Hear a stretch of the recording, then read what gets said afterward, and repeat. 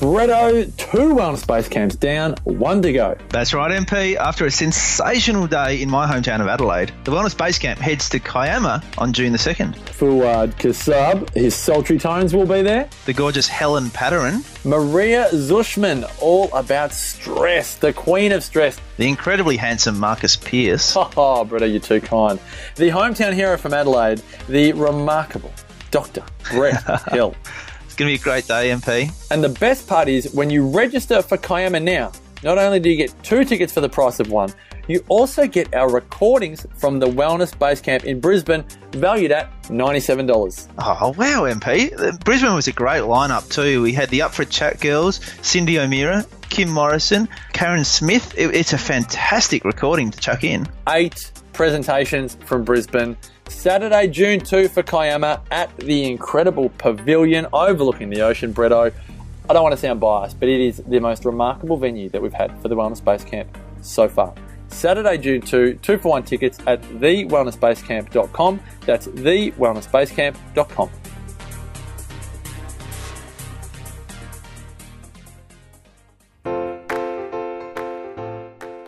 TheWellnessCouch.com, streaming wellness into your lives. This is Up for a Chat with Cyndi O'Meara, Carren Smith, and Kim Morrison.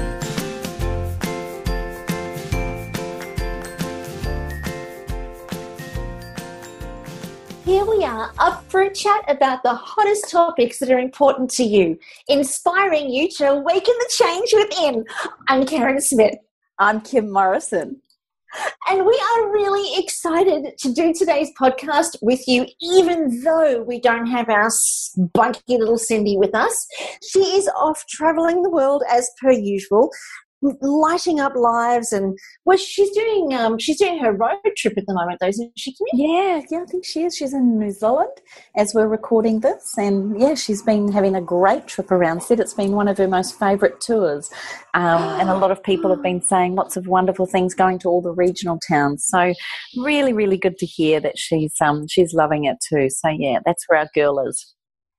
You know, I love being able to get out to some of those rural areas, because we always seem to do our events and the conferences and the wellness boot camps. They're always in the major cities. So being able to get out to some of the rural areas is such a treat. I'm so glad that she's doing that. Yeah, she's loving it, darling. Awesome. Well, today, given that she's not with us, we had to come up with a topic that was kind of like hot for both of us. And we decided we would talk about writing books. Now, we have got so many of our listeners that have sent us messages or made comments on our posts on Facebook and social media about having a book inside of themselves where they really would love to be able to express, what they've gone through, or to be able to share their journey in a way that supports and helps others. And Kimmy and I are both authors. Kim's done a hell of a lot more than what I have. And we thought that it would be a really cool opportunity for us to talk about what it actually means to write your own book, what's the process that you go through, what are some of the resources that you can engage, what else you can do if you feel like you're not necessarily the best writer or you don't have a lot of time. Like, what are your options? How does it work? What does it look like? And first things first, where does it even start? Because I think a lot of people, and I don't know about you, Kimmy, but even for myself, like, I'm working on my second book as we speak, and my head is just this jumble of ideas and thoughts. In fact, it's so freaking full that every time I go to sit down and write, it feels like I can't actually say anything because there's so much to say, I can't say anything. Yeah, it's that overwhelm, isn't it? Oh, and I procrastinate and I put it off and I think it's not going to be good enough, all of that sort of schmozzle.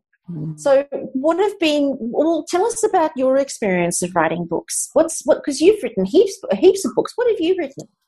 So, I was, like you, have been told every one of us has a book in us, and many of us probably don't feel like we've got something worth sharing until you realise perhaps some of the books that you've read, or you see people out there doing it and you think your story is even as engaging or even more compelling. So I really do believe that every single one of us has a book in us. Whether or not we want to write one or we think it's important to is another thing.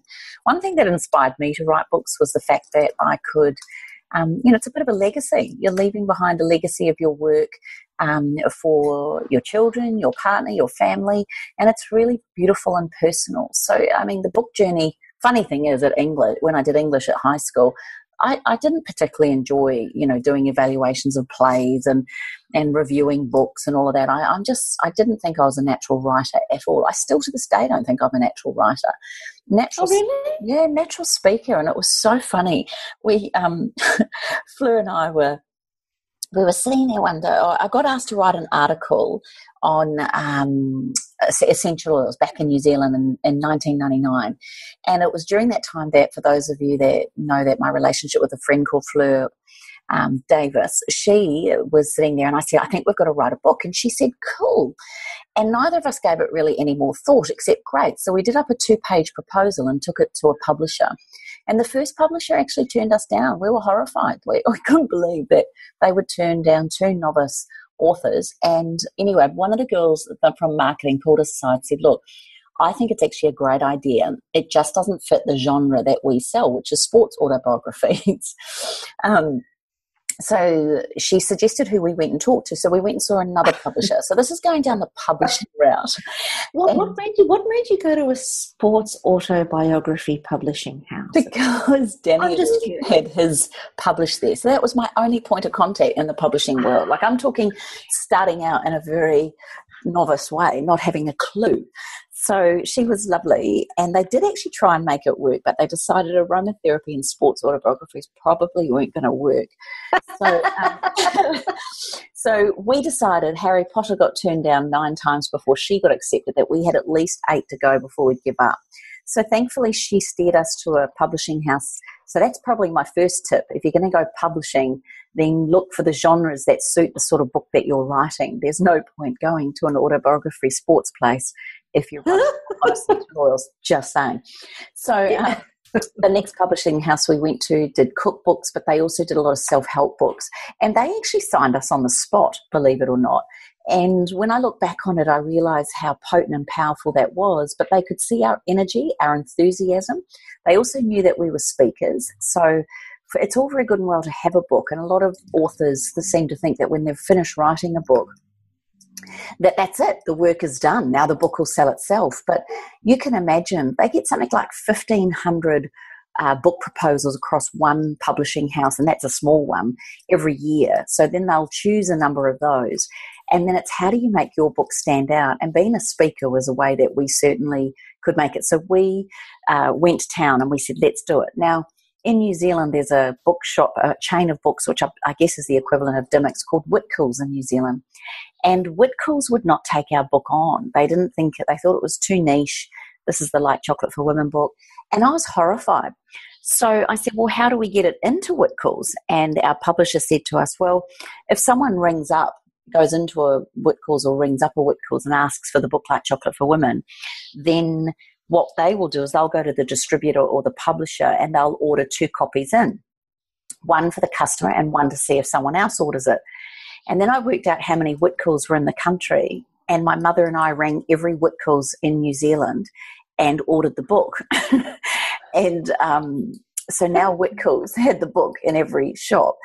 And apparently they can return the books after a certain period of time if it hasn't sold, but that's how we got the book in there. And then the second book that we published, we actually, I had a dream of having our book in Queen Street in the window, and the way to do that at Whitcoulls is we asked if we could have our book launch there. So I got all my wishes came true, but probably just not the conventional way.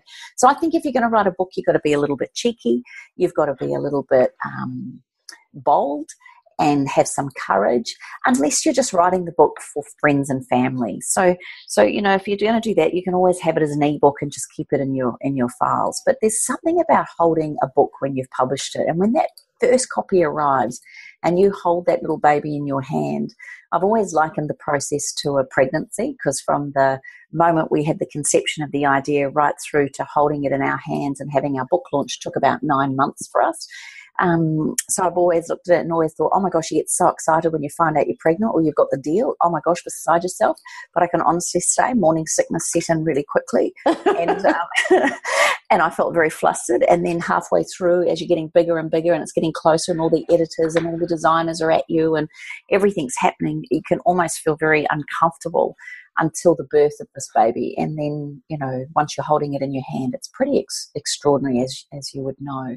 And I think the most important thing for our listeners is if you are going to write a book, first of all, you probably have to think about, do you want to get it published through a publishing house, which some people have said to me is like going to a glorified printer. I think that there are more than that. They help a lot with the editing and the design, and they put all the money up front. Then your proceeds or your royalties are a lot less when a publisher takes it on, as opposed to self-publishing, where you have to draw and put all the upfront costs for editing, design, printing, and then distribution, finding the right distributors and things. You actually front the costs. And for us, when we first did that with White Chocolate for Women, it was nearly $40,000 we had to come up with to print the first 5,000 copies over that period, because we relaunched White Chocolate for Women when we moved to Australia. So, yeah, my first question to you as a listener would be, do you want to self-publish or do you want to get it published? Both have their positives and both have their challenges. So, yeah, that would be my first point. And, I think that decision is pretty strategic, isn't it? It's not a decision to make for the faint-hearted either way. I had a conversation with somebody just the other day because I popped a post up on Facebook about, writing and editing, because I've been doing lots of writing lately, and I got a couple of inquiries behind the scenes with emails and phone calls and private messages of people saying, okay, I've got to do a book, or I want to do a book, and I just want to know what I'm up for before I start. And my advice to them was actually at least write the first chapter or the first 3 chapters. Just get it started before you worry about that, because a lot of people will actually see the end process and it will cripple and paralyze them in the beginning. Whereas if you actually start writing the book, and I don't know if you've been the same with this, Kimmy, but when you actually start writing, if you can just do the first 3 chapters, then in that first 3 chapters, if you decide to get published by a publishing house, that forms part of your book proposal. If you decide to self-publish, well, then you're already 3 chapters in, but the momentum has already started to gain, and you're less likely to put it on the back burner because you've got a little bit more clarity and direction that you want to take with the book. And sometimes you don't get that clarity, you don't get the direction until you actually start. But I think that both processes, like I said, are not for the faint-hearted.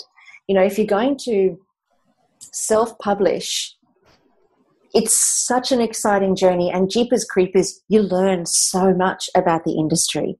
You learn about what it means to typeset. You learn about what it means to for the editors and the process that the editors have got to go through. And then you'll find that you're probably still not even happy with the book once you've had it edited. And then you need to find another editor. And, all of those sorts of challenges or learning curves tend to present themselves.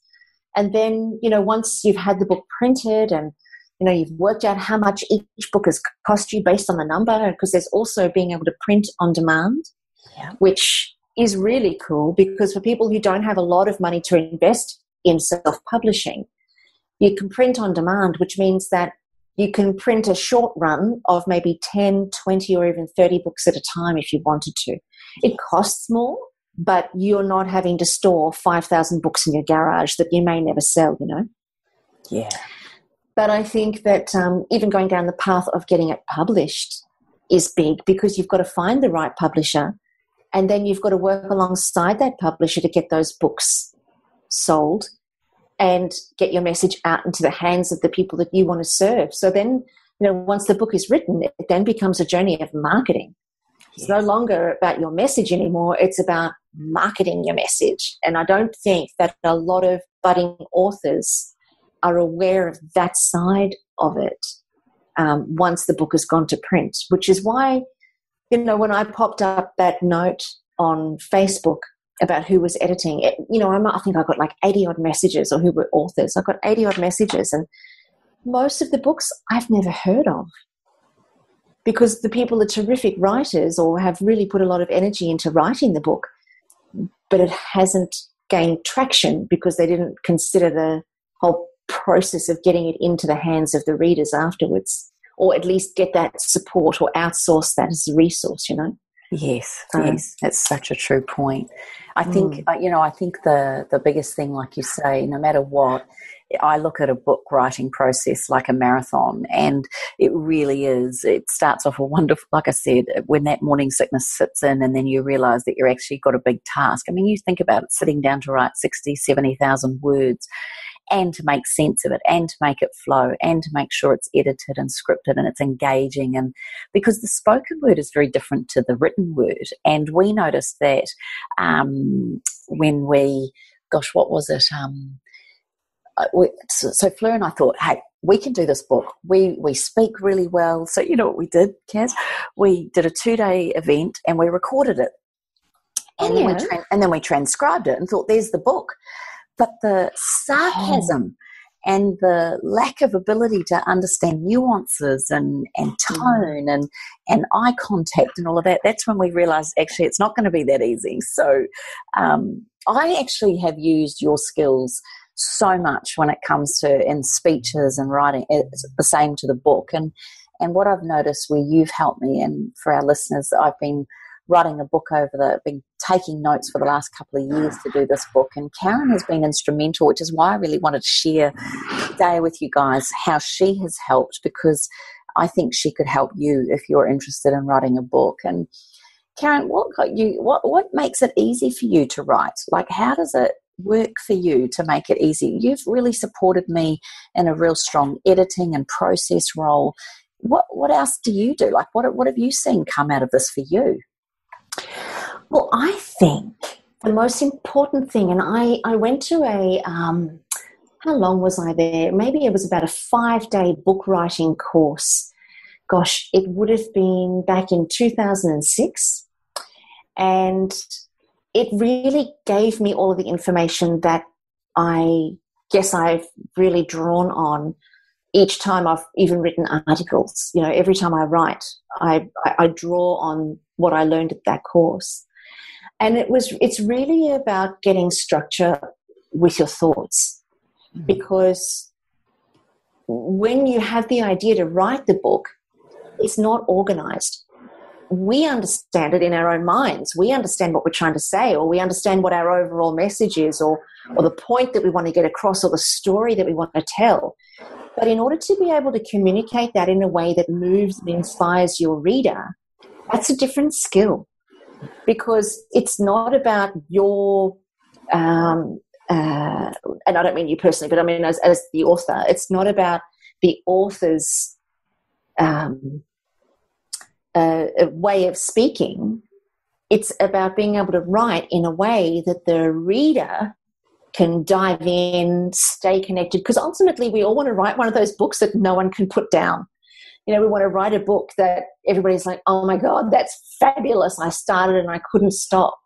So being able to structure your thoughts in a way that communicates inside of the heart and the mind of the reader, I personally believe is vital. And I don't see that a lot of books do that, or all books do that, but the ones that have done that. Mm-hmm.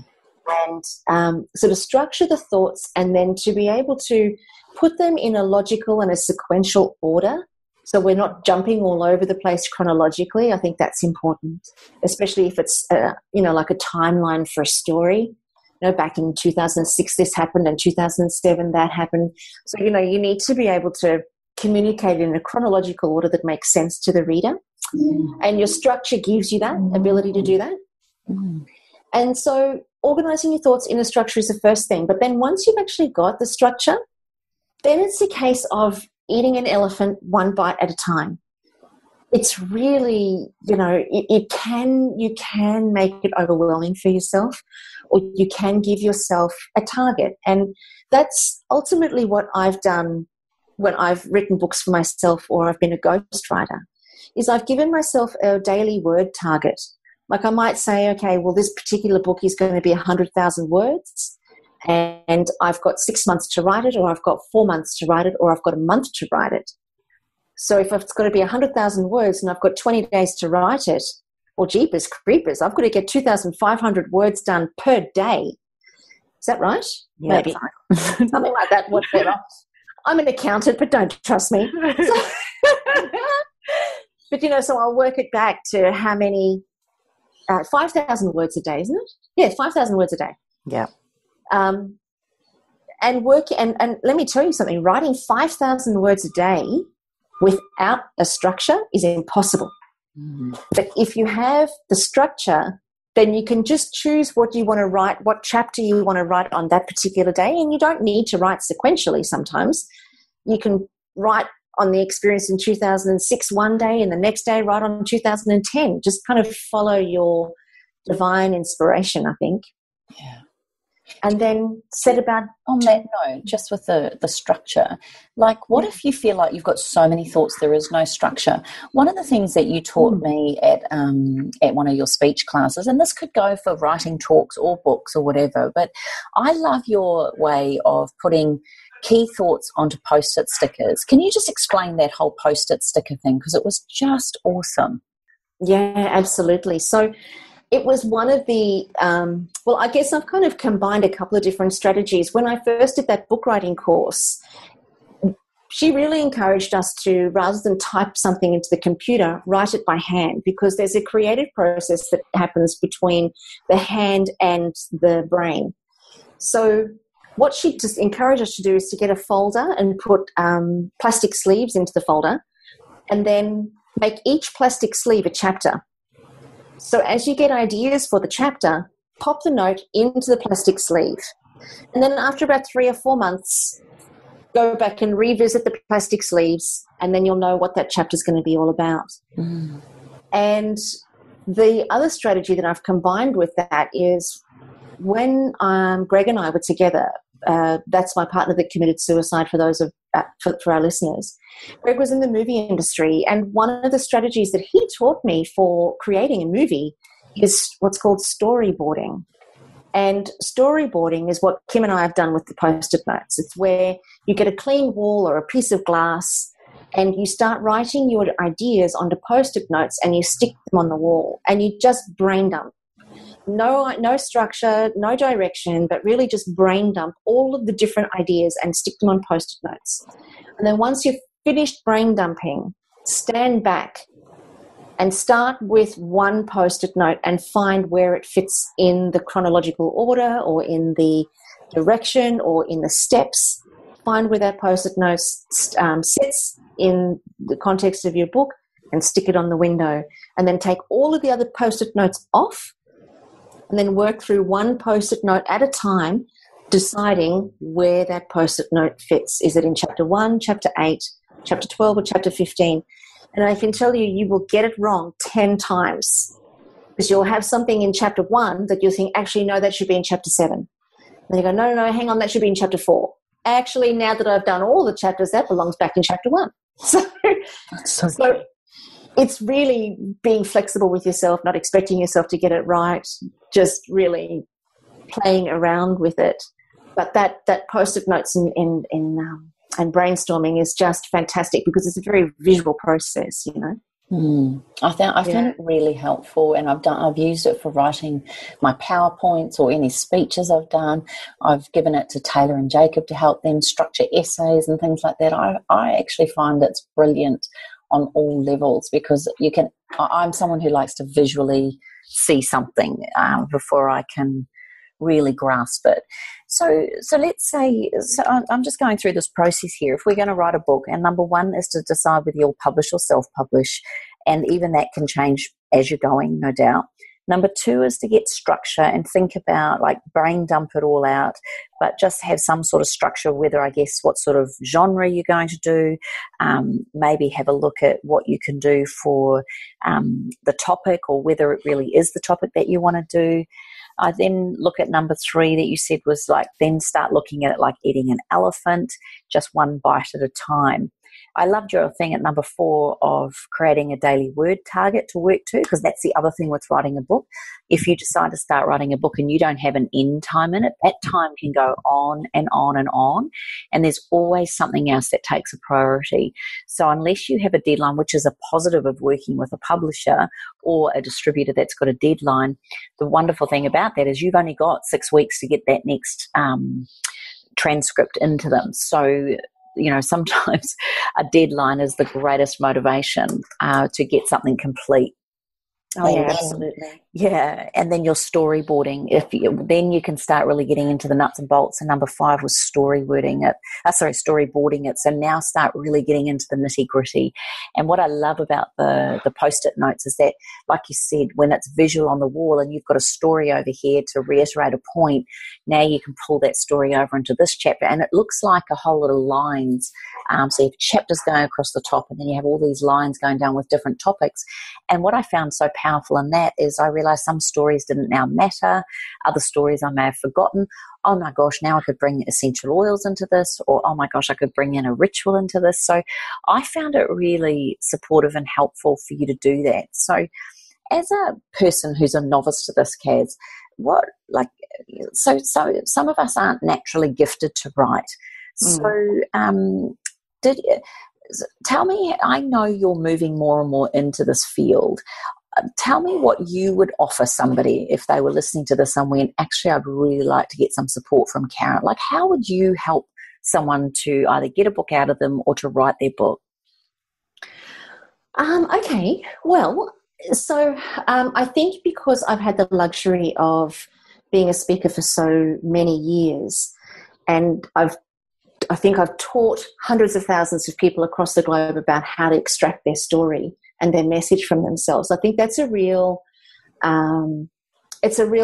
benefit that personally I've got, that gives me a lot of confidence in this field. If I hadn't done that, I don't know that I would be moving down this way. But I guess in terms of what I would personally offer, if somebody wanted to engage my services, there's a couple of different steps. And, you have kind of captured the words for it so beautifully, because I hadn't really even thought about it, is really being able to help people structure their message, like extract the message, pull it out of them, extract it and structure it. Once you've got the structure, then you can decide whether you want to write it yourself and just have somebody like me support you and coach you along the way, chapter by chapter, making sure that it has reader engagement, making sure that it has flow. And when you do that, when you engage a coach or somebody like me like that, it halves your editing cost. So where most editors will be anywhere between $3,000 and $5,000 or up to 90,000 words, you can probably look at your editing probably costing you around $1,700 to $2,000 for your editing when you've got somebody who's doing that process with you all along. And so you can either engage somebody like me to coach you along the way, chapter by chapter, and write it yourself. Or the next step is to say, well, look, really, you know what? I don't think I have the right words. I don't have the skill to write, or I don't have the time. And then you engage somebody like me as a ghostwriter. And what a ghostwriter is, which has been really interesting because a lot of people are not familiar with that term. It's where somebody wants to write a book and they either don't have the time or they're not necessarily skilled at writing, and they hand it over to somebody who is, and that's their job. And that person extracts all of the information, gets all the details that they need, and then they set about writing the book on behalf of you, on your behalf. It's not cheap. It's definitely an investment, but you'll land up having a book that is far better than if you're not necessarily a skilled writer. A ghostwriter is a skilled writer, so you'll have a book that will get your message out in a far better way. But also, too, you'll get your book out much faster. Because if you were going to write your book, it might take you 12 months. But if you get a ghostwriter to do it, it'll take 3 months. So You can get a ghostwriter to do that, or, you know, if you're looking to me, I'm doing ghostwriting, so you can definitely get me to do that for you. And then from the ghostwriting, my name doesn't appear on the book. Nobody knows that I've written it, or your ghostwriter, whoever you choose, has written it. Nobody knows that. Your name goes on the book as the author because it's your content. It's your message. It's everything that is inside of you. But the ghostwriter has just very skillfully and artfully extracted and put it into a way that the reader is compelled and engaged. So it's not actually the ghostwriter's content at all. In fact, you know, you enter into an agreement saying that the ghostwriter doesn't own any of that content at all, and then you get your book done, you know. So from the ghostwriter, then you send it to an editor. But for the most part, if you've had a ghostwriter who's a very skilled writer, your editing should again be around the $1,500 to $2,000 mark rather than $4,000 to $5,000. Mm. Yeah. So I think that there are a lot of different options out there for people who feel like they don't know what to do. You know, and I don't think that we need to sit there with our book trapped inside of ourselves. There are resources that you can reach out to that will help bring this book to life, but in a way that is healing and cathartic for you, and also in a way that captures and engages your audience. Because sometimes our stories don't necessarily translate, or our experiences don't necessarily translate to an engaging story. Or sometimes we haven't quite mastered the message in our experiences. And I remember that was something that was vital when I was writing Soul Survivor, was that, yes, I've been blown up. Yes, my partner's been through suicide. But what is the message in the story as I paint the pictures of what happened and where I was? And, you know, it's not just words. It's kind of like you want to let your book show people what happened, or show people what your message is, rather than tell people what your message is. Yes, so that means that distinction. And it's like your words have got to create a movie inside of the reader's mind. So that's a different way of communicating that's not the same as speaking. It's very different. And you were spot on when you said that. Writing is different to speaking. And I think that's why I love it so much. I mean, I love my speaking and I love my writing because it allows me to use words to make a movie. And I love that. You know, when I've had this last book in my mind for a couple of years, and I went back one step further than that, just in case listeners are interested, that even if you've got a little spark sitting there and you think one day, but you've got young children, so you may not be able to write it, or you've got a full-on career that you wouldn't write it. So I got myself a foolscap blank, what would you call it, scrapbook. And every time I thought about something, instead of putting it into the folders, like you were suggesting, the sleeves, I would write it in this book. And then when I listened to certain podcasts and took notes, I would think, oh gosh, that would be so powerful in this book, which was all around self-care and self-love.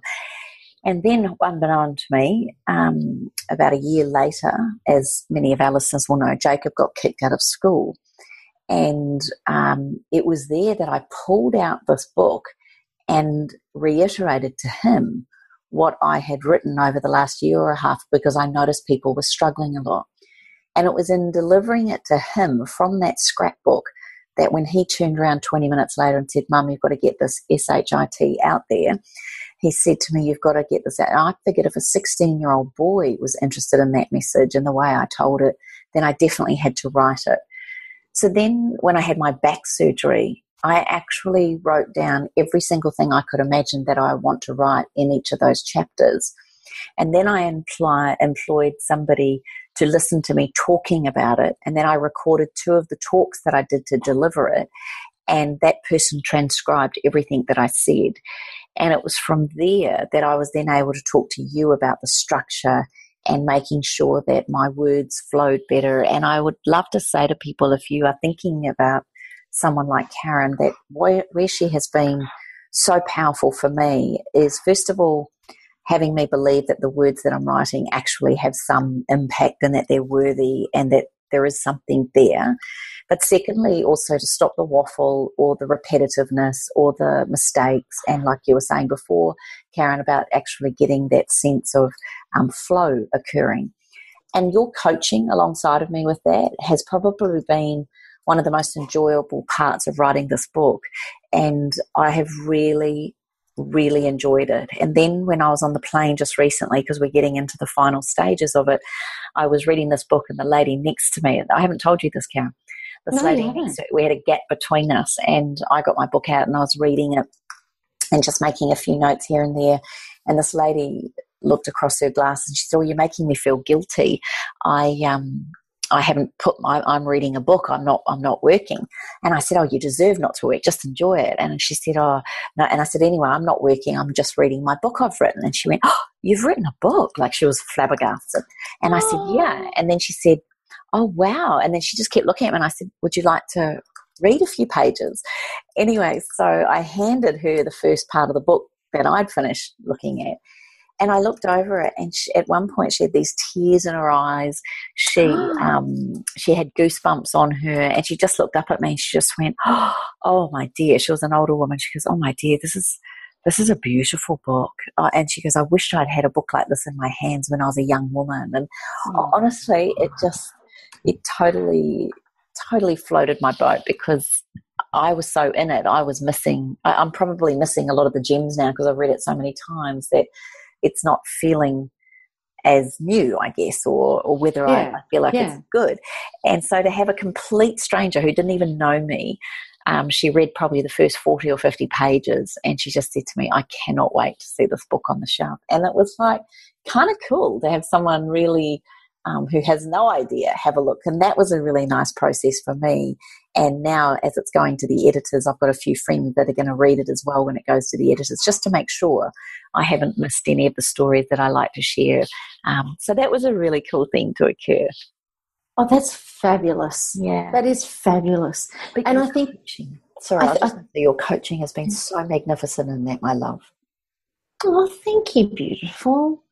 Well, I mean, I have loved every second of it. And I think it is a beautiful book. The message of it is so delicious. And I think that, you know, when this does actually hit the shelves, it's going to go off like a frog in a sock, because nobody's doing it, you know, and I think that it's something that's so necessary for so many hearts, and especially for women who, you know, we give ourselves such a hard time. So to be able to actually have some tools and some strategies that are all about self-love, that are not wishy-washy, but, you know, that are genuine self-fortification strategies, I think is vital. So I've loved it. Honestly, I can say to you, hand on heart, the last few months that we've worked together on it, I have loved absolutely every second of it. And people talk about being in your element. Well, oh, bloody hell. I've been in my element like a kid in a candy store. Oh, it's fabulous.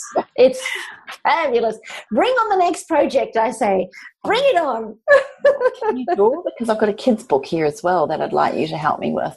Yes, Trish. Sold. Done. That's my next question to you.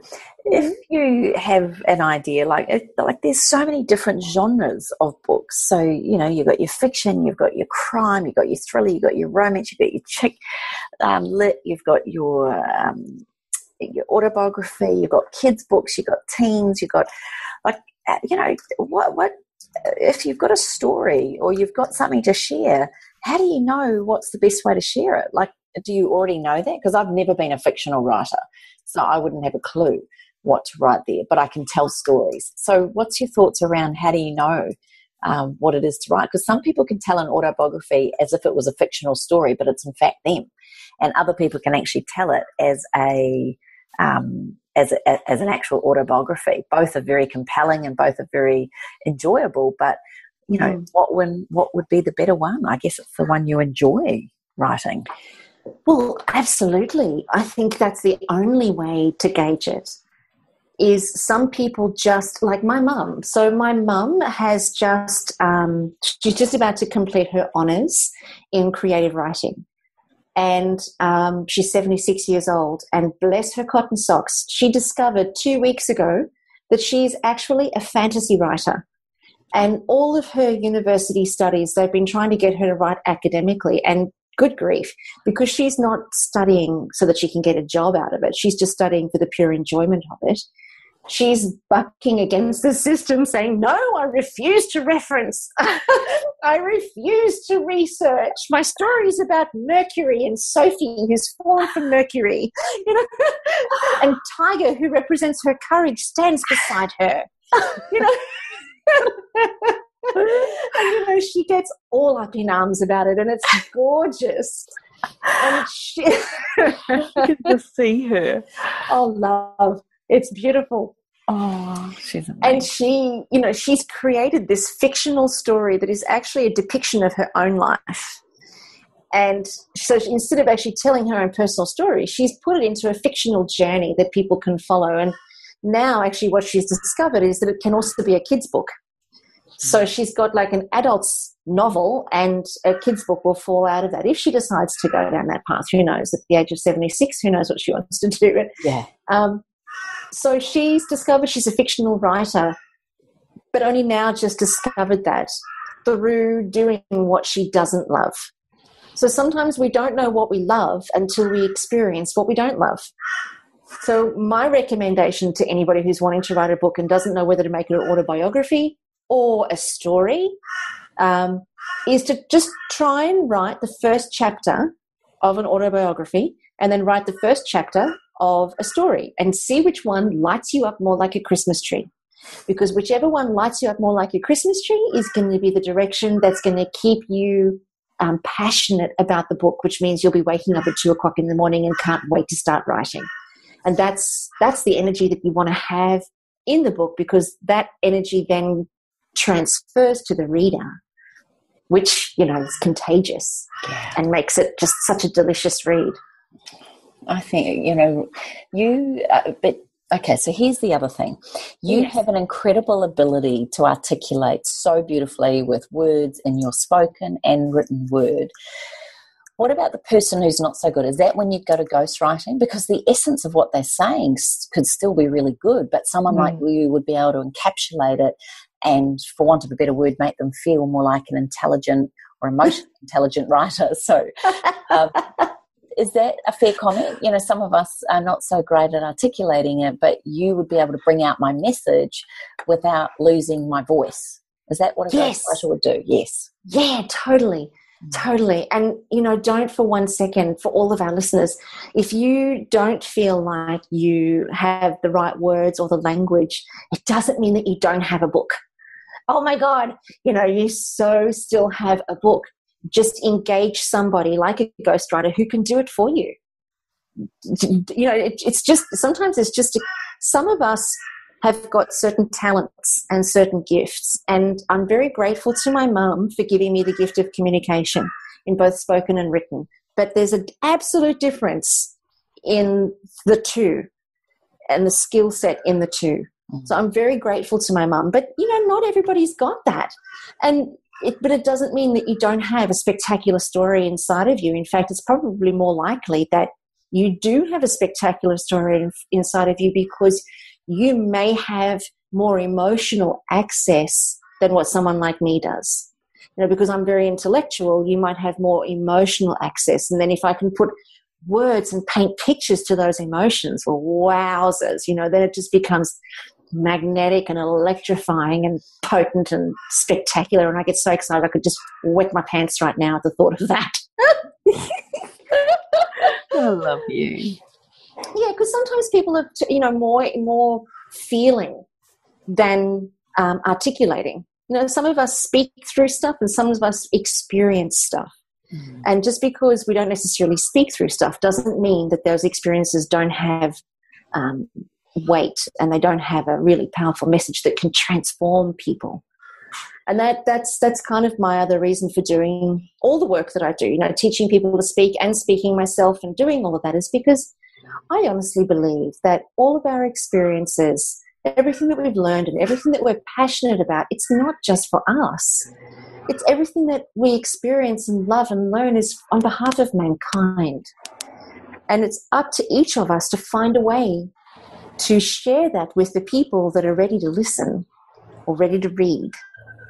And, you know, it's just important to understand what your talents are, what your gifts are, and then work with people who can complement and support you to get that message out so that you can make a difference in the lives of others.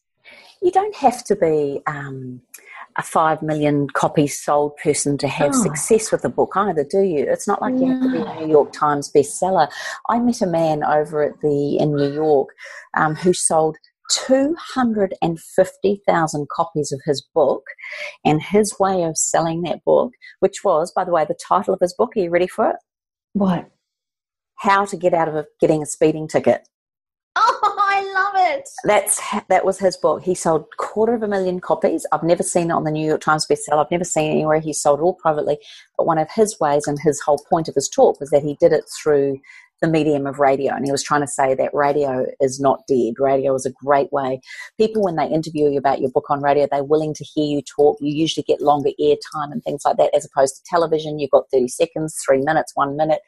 But radio people are they so love hearing your story, and don't ever think that people aren't going to be interested in this book when it comes. It's just like you said at the beginning, the marketing of it, that's so incredible. Do you remember when Rachel Birmingham and Kim McCosker launched 4 Ingredients, the cookbook? And I'll be honest with you, this is so bad. This was so love. When she showed me the first copy with that number 4 on the green cover, do you know what I said to Cyndi? Oh dear. That's just not going to go very far. But to me, it was all visual, and it certainly wasn't a cookbook that I would buy. How interesting is that? Not that I wouldn't support them, and of course I'd buy it because they're my friends, but it wasn't of interest to me. Little did I know that they would go on to become Australia's biggest selling authors in this country that's ever seen. And now Kim has gone on to create an empire out of the 4 Ingredients brand. So also be mindful that you have no idea where the life of that book could go or what could happen with it. So I think the other thing here is, first and foremost, make sure, or think about it. I think everybody's got a book. I think write it down.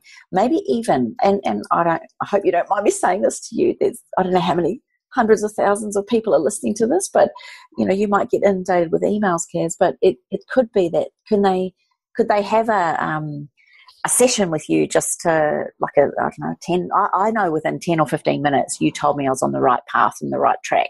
I'm just suggesting maybe, you might even want to do a webinar on it or something. Karen, how's this? I'm throwing things at you, but yeah, thanks, love. I think there's a lot of people out there that would actually really benefit from whether or not now's the time, or what is the book, or I've taken 2.5 years to get this to paper, this book. It's just been percolating in my mind. So, it's not that you have to have it all done today or tomorrow, but what's the process that we could go to with you? You're so funny. I'm sorry. I just want to put it. Right. Alrighty then. Okay. Well, now that you've said that, I love it. Look, well, we have 2.5 million followers on the podcast, so this could get rather busy. So what I might actually do. Actually, no. Seriously, if you guys do want to, fruitcakes, what am I going to do? Okay. Send me an email at info@KarrenSmith, CarrenSmith.com. So it's info@KarrenSmith.com. Send me an email. And then what I will do is, depending on how many emails we get, I will send you guys all a link to join me on a big fat conference call, and we can talk through some of the stages and phases of putting your book together. And then for those of you guys who think that you would like to work with me, then we can make an appointment to chat one-on-one. Yeah. How does that sound? That way everybody gets some information that will be valuable, but then those that want to go further with me, then we can talk. Yeah, no, I think people would just really, if nothing else, coming onto that, you'd actually get an idea of whether or not you're even ready to do this. And sometimes that's half the battle, is working out when's the right time. So let's talk about how you make money from a book. Let's say they've listened to your webinar, they've gone on, they've signed up with you, or they're actually going to take the plunge, they're going to write it, they've done it all, they're ready to launch. How does somebody actually make money from a book? Well, yeah, it's a really good question. So if you're publishing the book through a publishing house, generally the returns on a book is around $2. So for every book that gets sold at a bookstore or a newsagent or an airport, the author will get about $2. If you're self-publishing, of course, it might cost you between $5,000 and $8,000 to get your first, I don't know, your first 1,500 books printed. It might cost you between $5,000 and $8,000, but it will cost you around about $3.80 per book, so that then the rest of the profit's actually yours.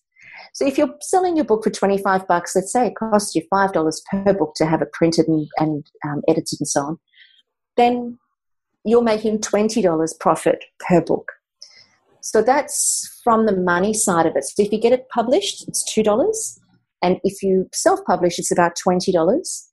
But then also, too, if you're publishing the book and you have friends and family, or you decide that you're going to do a talk at a local library and you'd like to sell those books at the library, you actually have to buy the books back from the publisher at a wholesale price, but it's usually around the $17 price point per book. So the incentives to self-publish are definitely there from a monetary point of view. But if you don't have a marketing strategy or somebody to support you with a marketing strategy, then you could actually end up writing off that $5,000 to $8,000, because making money out of books these days is much more challenging than what it used to be 15 years ago, before we had Kindle and online and eBooks and the prolific information on the internet and all of that sort of jazz. So it's a little more challenging to make the money, but I think that kind of takes us into the next conversation, is what is the marketing strategy? Yeah. Isn't it? What have been some of the things that have worked for you? Absolutely bluffing my way through everything. So we wanted to do it. We were told by our publishers that we couldn't do a book launch, that they don't do book launches anymore because there's no money to be made in them. And unless you're a Jamie Oliver or someone like that, they're not actually that keen to do book launches. So one of the things that we did is we put it on in this, we asked, well, for instance, the one we did here on the Sunshine Coast, we went in and asked Mercedes-Benz if we could do it in their big showroom, because that was everywhere. Every time I drove past it, I thought it'd be amazing. We then went in there. They said that we could do it for, that we could hire it for nothing, that they'd love to support us. We were told people on the Sunshine Coast don't go out at night, so we thought we might be lucky if we got 50 to 80 people there. Asked a couple of local celebrities to speak at it. And we sold 260 tickets, $20 a head, $5 per person went to a charitable organisation here on the coast, Cyndi Mackenzie Breast Cancer Foundation, and the rest of it paid for the little nibbles that we had and the glass of champagne or wine that they all got. It blew us away. Ironically, and this is why I always say just, go for it, is Mercedes-Benz were also launching their chocolate-coloured Mercedes the same month, which is why they said this is perfect. So, just through trusting your intuition, pulling on all strings, asking a few celebrities or asking someone in the public to actually be the MC for you, then you've got that to push to the media. Like, just be a bit presumptuous. And so ours has always been through speaking, Kaz. And I know many people also do written media releases to different areas, or they employ a PR person. So we also took on this person for a couple of months, and she got us into all the local papers, onto radio, into television. So, it depends how much you want to spend, and it depends how much is in your budget or what you're capable of doing. But I also know a lot of people have done it very, very well, going into libraries and just slowly selling a book by book by book. I take my hat off to any strategy. It's just what's going to work for you. But they're the main ones that we've used: talking, libraries, and doing events. So an educational event that we then sell the books at. Or when I'm asked to speak somewhere, I always ask if I can bring my books to sell. That's how we did it. Yeah, I was very much the same. I got my book to bestseller simply by speaking. And I think that a lot of the people who've gone through my speaker training program have been authors for exactly that same reason. They just want to be able to sell it at a bookstore or sell it at a library talk, or they don't necessarily need to fill a room with 500 people, but to just be able to get it distributed through those smaller sort of avenues. There's a friend of ours who's just printed a cookbook, and I was just talking to her the other day saying she needs to go on a book tour through all the health food stores and allow the health food stores to get their customers in, and then she does a cooking demonstration and a presentation on the book, on the cookbook. And that's something that she hadn't actually thought of before. So it's oftentimes a case of talking to somebody, and this was where, actually you and Cyndi and also Rachel Birmingham came in. You really came in leaps and bounds in terms of help and support for me, was that you guys told me what to do with the book so that I could give it some legs and it could get into the hands of my readers. So I just want to suggest for you guys, because we're coming to the end of the podcast now, I want to suggest for all of our readers, reach out to people who have done a book and have gotten it out successfully and have recovered their investment, or, have worked really well with great publishing companies. I know Penguin has been really good along over the years, and there's lots of different publishing houses, but of course, as Kim said in the beginning, you need to make sure that you're going for the right genre with your book. But reach out and ask questions. This is not something you're supposed to know all about. Reach out and ask questions, and then there's always going to be people out there, including the three of us, who will jump at the chance to support you and help you with whatever it is that you need. So go ahead and do that. But I think we're really well and truly at the end of our podcasting time now. Kimmy, this has been fun. Oh, I loved it. And I just want to say I cannot tell people enough to jump on to your webinar when you get that set up. I'll be there with bells on. And I think sometimes there is so much going on in our heads, my love, that to have someone like you just extract it, compartmentalize it, put some structure to it, and then the flow and the magic really does occur. So I can't rave about you enough and what you've done for me. And seriously, I'm not just waxing lyrical. I absolutely believe wholeheartedly in your skills to support us to have our message. Like I said before, you maintain our message without losing our voice, and that was your whole theme, saying to me the whole way through my process of this book and any of my speeches that I've done, you've always helped me maintain my voice. So for that, I think there's no one better. Thanks, Kaz. Oh, I love you, sweet Pri. Thank you. That's so sweet of you. Well, thanks, love, and for all of our listeners. I'm spur of the moment, and I'll make it happen. You watch. Email me at info@carrensmith.com if you guys have got questions, or if you want to have a conversation with, how I might be able to help you. And for those of you who are already thinking to yourself, hell yes, let's do this, Kazza, love to have you on my team, then you and I will have a conversation together one-on-one where we just explore what that looks like and if we are going to be a match for each other. So info@carrensmith.com, or of course post directly onto our Facebook page, and feel free to go to our Facebook page with all of your questions and all of your comments after today's podcast, and that's allthews.facebook.com/up-for-a-chat. You can also post your comments at allthews.thewellnesscouch.com/up-for-a-chat, but what I will ask you guys is don't post messages to me there, because I'm not necessarily checking that. If you guys want to talk to me about the book and being on that webinar, then just make sure that you send the email or you put it on our Facebook page. So thank you, everybody, and thank you, Miss Kimmy. What a beautiful conversation, and don't let your book lie dormant inside of you. Get your message out, share your story with the world, because, everything that you're passionate about, you love and you learn is on behalf of mankind. So let's all band together and make this world a better place, okay? All right. Thanks, Kimmy. Love you, sweetie. love you button. And we'll see all of you guys, same time, same place, same station next week, right here on Up for a Chat, where you get to become part of the ripple effect that's changing the world. We want to take you with us on the ride, so let's do this. Bye for now, everybody. This has been a production of TheWellnessCouch.com. Check us out on Facebook and join in the conversation on Facebook.com/The Wellness Couch. Subscribe to each show on iTunes and check us out on Twitter. The Wellness Couch, streaming wellness into your lives. Whilst the Wellness Couch presenter endeavor to provide accurate and helpful information to their listeners, these podcasts cannot take into account individual circumstances and are not intended to be a substitute for health and medical advice from a qualified health professional. You should always seek the advice of a qualified health professional before acting on any of the information provided by any of the Wellness Couch podcasts.